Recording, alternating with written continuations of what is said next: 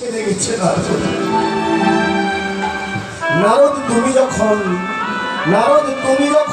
নামাবলিটা পেতে দাও নারদ, তুমি যখন নামাবলিটা পেতে দাও, ওই নামের উপরে যখন আমার ব্রজগোপীদের চরণ ধুলি পড়েছে, চরণ ধুলি পড়া মাত্রই নারদ আমার শিরাপিরা জনমের মতো ছেড়ে গিয়েছে।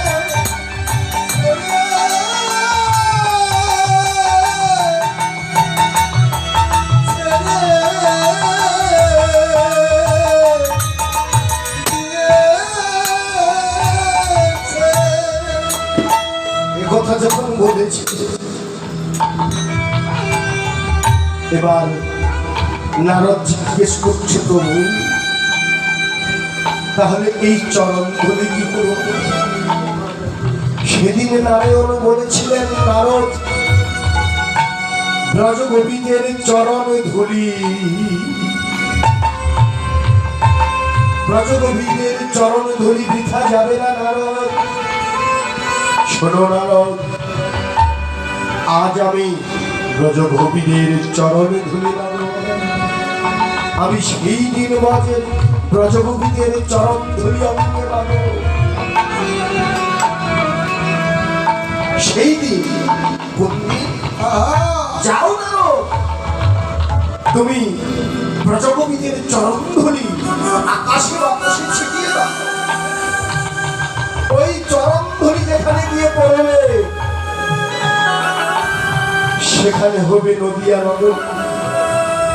আমি নারায়ণ সেই কলির কালে শচী সিন্ধু মাঝে গৌর হয়ে জন্মগ্রহণ করে ভক্তের চরণ ধুলি, ব্রজগোপীদের চরণ ধুলি অঙ্গে বেঁধে ভক্তের দাঁড়ে দাঁড়ে আমি নাম বিতরণ করে আমি কলি হত জীবিকে উদ্ধার করব না, উদ্ধার করব না।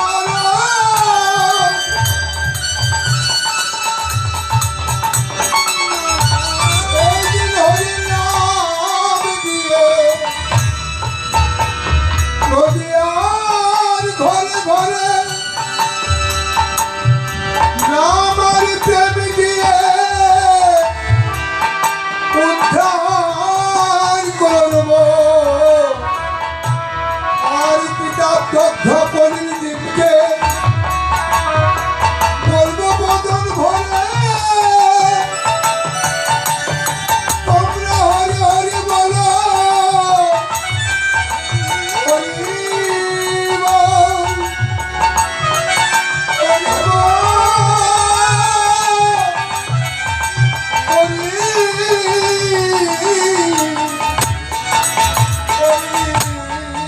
বল,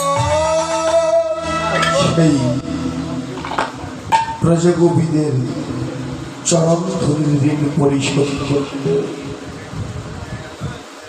রাধারানীর প্রেম ঋণ শোধ করতে এবার ব্রজবিহারী হরি কাঙ্গালের বেশ ছাড়ি ধুলাই দিয়ে গোড়াগড়ি কতজনার পায়ে ধরে বললেন, হে পুরুষ নারী নগরবাসী, ভাই তোদের পায়ে ধরি, আগেবার বদন ভরে বলো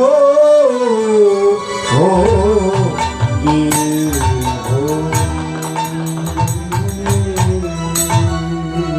এসেছে। আরে আমার গোরা নাচে প্রেম বিনোদিয়া, অখিল ভুবনপতি বিহরে নদিয়া। আর কি করলেন, দিগি বিধি নাহি জানে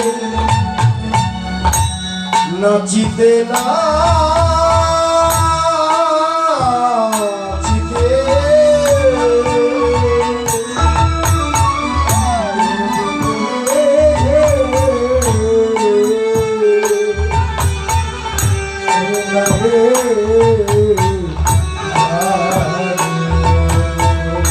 দিগ বিধি নাহি জানে জিতে না জিতে আমার যাবে মুখে যদি বলে কাঁদিতে কাঁদিতে